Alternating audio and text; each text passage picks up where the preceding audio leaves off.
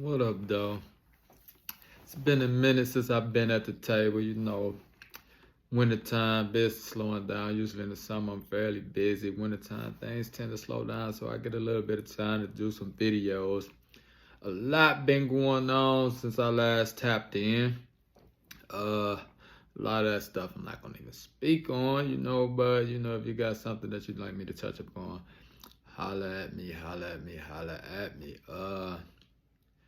We know about what's going on at the Gaza Strip, Palestine. Shout out to all my Palestinian people.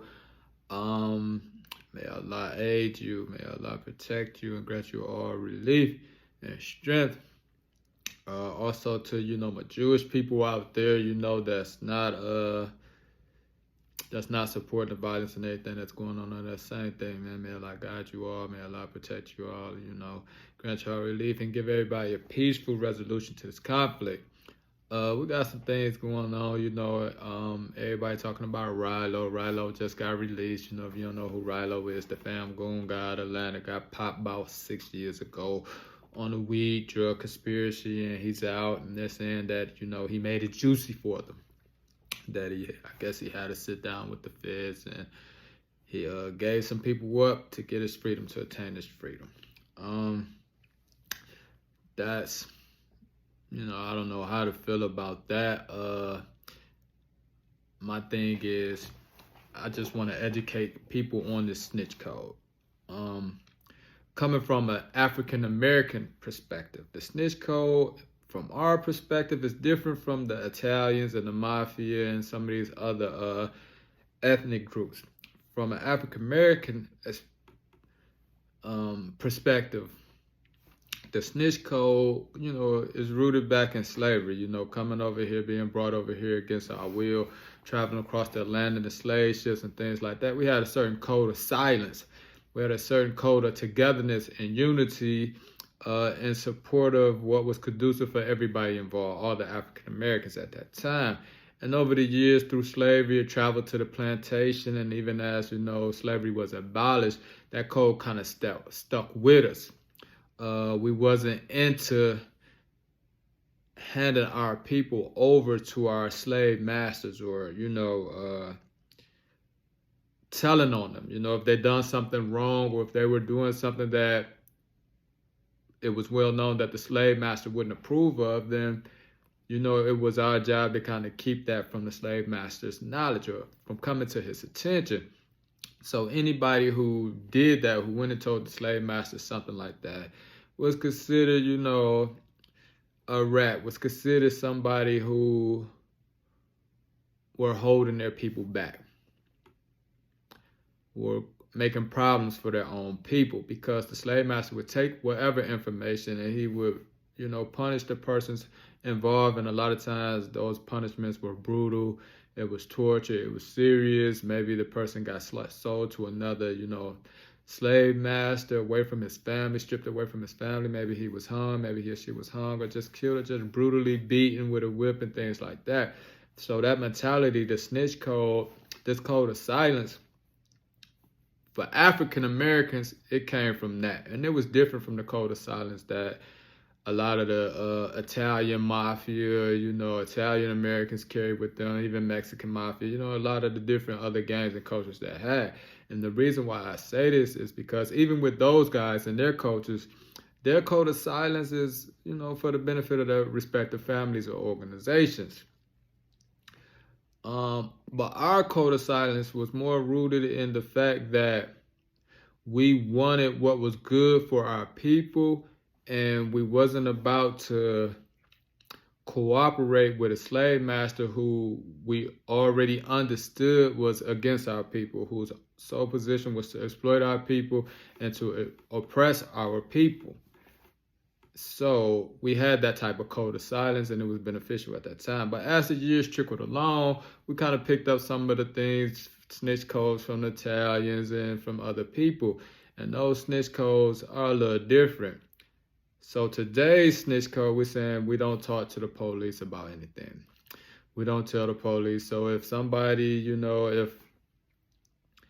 if a kid is murdered, there's a shootout on the block between this group and that group, and the kid is caught in the crossfire in the middle, then nobody should tell the police about that.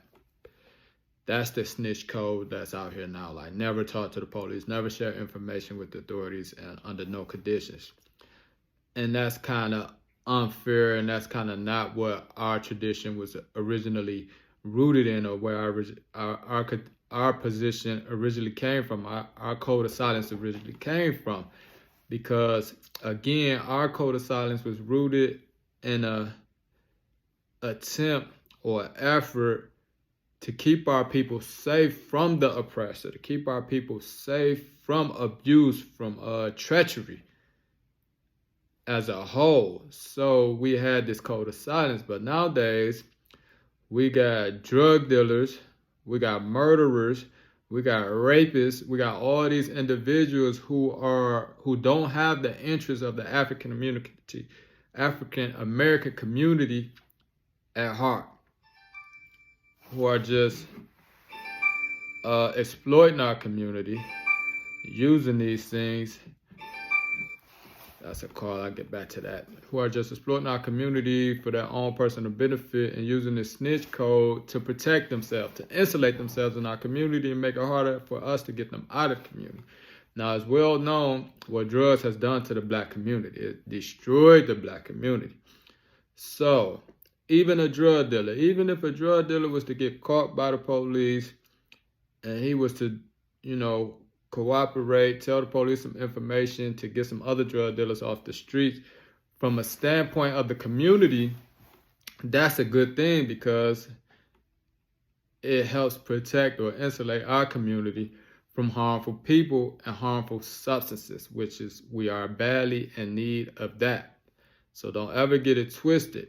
Nowadays, the shame and the glory has been misplaced. So now, we're coming from a culture where people look up to drug dealers, these young people. They want to be murderers, they want to be gangsters, because it's all laced in the music they're listening to 24 hours a day. They got their AirPods in. You can't get a conversation with them because they're busy listening to this murderous, drug-laced, violent music. They're consuming this violent content and everything, and all the content is telling them is kill, rob, do whatever you want to do, and don't let nobody hold you accountable. That's different from where we come from. We come from a slave plantation. We come from an attitude of us against them type of mentality, where we were for our community. We wanted our community to be positive, to have good things. We wanted our community to be close to God, close to Allah. We wanted our community to thrive and to flourish. Where versus nowadays, these codes are harming our community.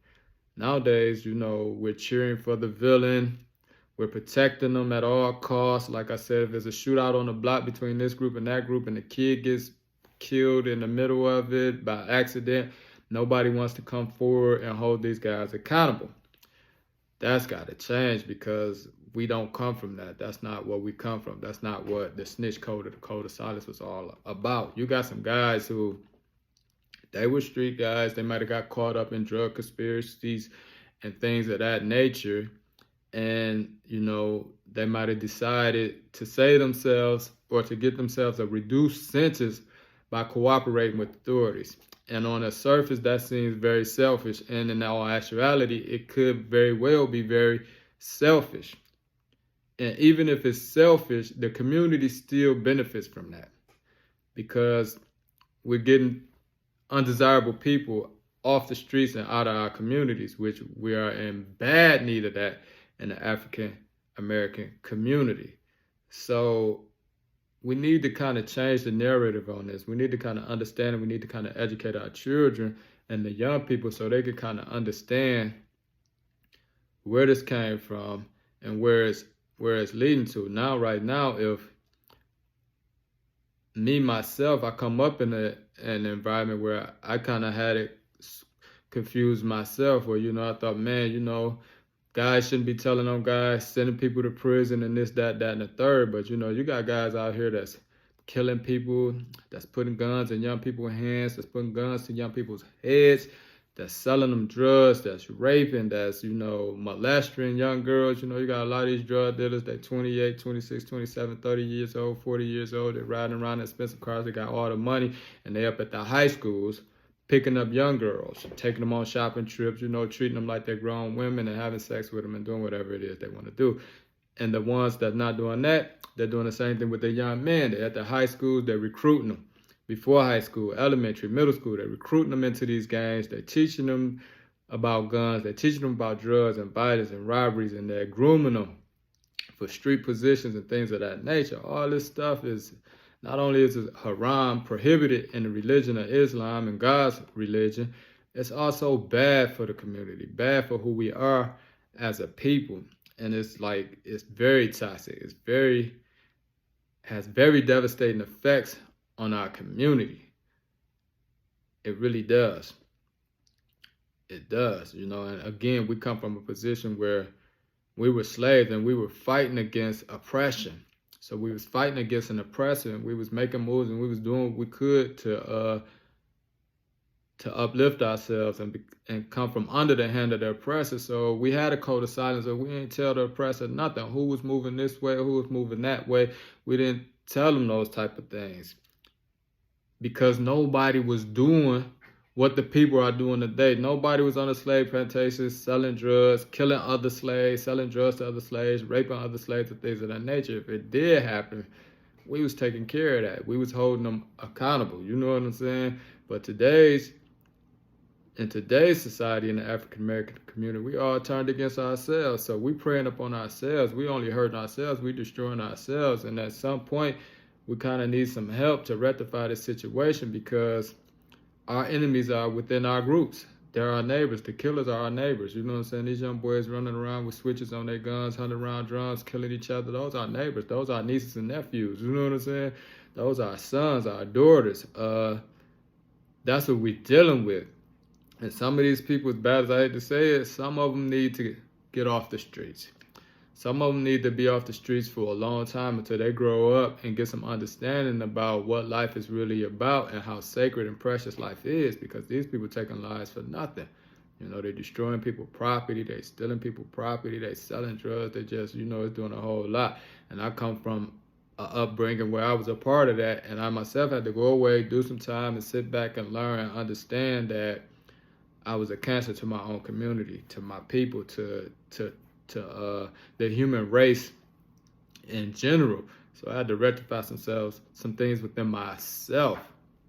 And now I'm speaking from a position where, as a community, we need to take a look at what's going on. We need to take a look at the roles that we're playing, the examples that we're setting, and things like that. So you got guys like Ralo, famous guys like Gunna, who are cooperating with the police and making statements, and they're being considered snitches and rats and things like that. And, they're helping lock people up. And, like I'm saying, that's not always a bad thing. That's not always a bad thing, especially if these people are doing things that are destructive, are hurting people, a part of this whole drug thing, a part of this whole music, murder culture and things like that. These people, they kind of do need to be off the street. They need to, until they get themselves together. I'm not an advocate for life sentences. I don't think nobody should make a mistake and be gone for life. But I do think sometimes people need a chance to sit down, mature, be taken out of a situation and kind of think about what they did, be held accountable for their actions. Sadly to say, it's a lot of young men and women, African-American young men and women, that fall into this category. And it's basically because of the culture that we have built for ourselves. The shaitan has kind of hijacked our culture. Even the unity that we had from the slave plantation, even the positivity in hip-hop. Hip-hop was a positive thing. It started off as a positive thing for poor people, for African-American people, for people all around the world, motivational thing. But now it's been hijacked by the shaitan to now it's just destructive. The people that hip-hop was designed to live, now it's destroying those people. It's making our children, our young people, murderers, drug dealers, whores. Just very, very, very destructive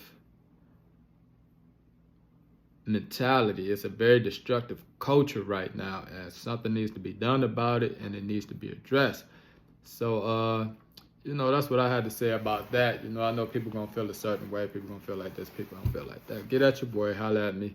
Tell me what you think in the comments or something like that. But more than that, I think we need solutions. We need to talk about solutions.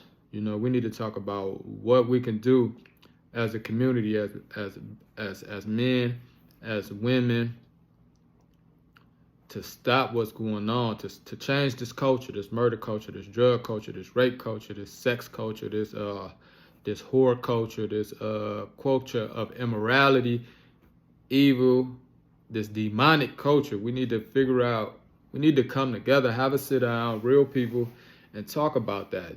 Also, I think we need to start stepping to some of these people that's making money off of this stuff and getting them to do something with that money productive, instead of just wearing $100,000 chains. Like, if you see somebody with $100,000 chain on, a rapper making this type of music and exploiting our young people so he can ride around in expensive cars and wear expensive jewelry, those are the type of people you worse than the snitch, my dude. You worse than the snitch, you know what I'm saying? Because you sucking all this money out of our community, and what you giving them for it? You're giving them things giving us things that's destructive, that's destroying our community. You're not putting no money into no schools, no educations. You're not doing anything to uplift our younger people. You're tearing them down, and you're benefiting from it. And you don't look in the mirror and have a problem with yourself. You know what I'm saying? I'm speaking about, a lot of these rappers, drill rappers, male and female rappers.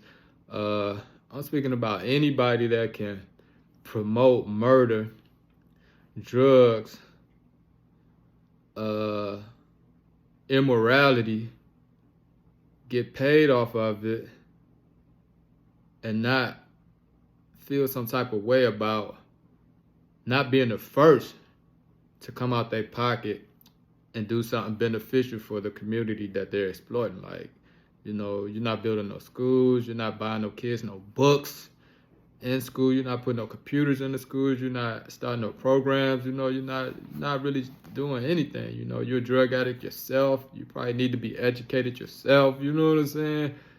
You're not supporting people who even are doing good things. You don't have to step up and do good things openly, but maybe you could send some money somebody way, help them get on that's trying to do something productive for the community, help them build some of these nonprofit organizations that can use a push, that can use a financial boost to get their objectives out there and everything, to get their agendas out there and to further their agenda and continue to do things productive. So, we need to change the narrative, and we need to start talking about that. Like, when you interview these rappers and these people that's exploiting the community, you got your podcast, $1 million worth of game. When you interview these people and get them on your podcast, you need to be asking them, bro, what you doing for the community? You from where? You from O Block? How many schools over there in the O Block area? Have you given any money to those schools? Have you opened any schools? You need to be talking to these people and asking them questions about what they doing for the community. You know what I'm saying? Putting them on spot. And you need to be able to say with a straight face, look them people in them eyes and say, if they're not doing anything or if they're not doing enough, you need to be telling them, bro, you need to be doing more. I don't want to see you back on my show till you can come back saying that you're doing this, that, and the third. You need to be doing more. And we don't want to come from a gangster position where we're trying to force people to do good. No, we want to suggest it, advise people to do good, and they take it or they leave it. But if they leave it, then we need to lead them and support somebody that's going to take the advice and that's going to do good for the community. Talk to me a little bit about how you guys feel about that, and let's have a dialogue. I'm out.